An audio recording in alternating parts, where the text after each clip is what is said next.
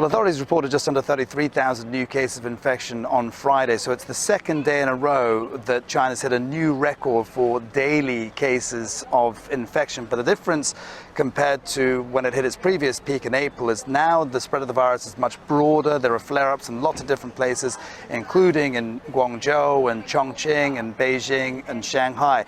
One interesting thing that's happening is that a lot of official announcements that are being made about new curbs and new restrictions on movements are being made after a lot of them have already been imposed in many cases, and officials do seem to be going about communicating these things much more quietly, either through WeChat groups or through local level communities. And part of the reason for that is to avoid creating alarm among people. But if you talk to people on the ground, you know, there hasn't been a significant change in what's happened overnight. There has been a gradual tightening over the past few weeks, day by day, as cases have kept ticking higher.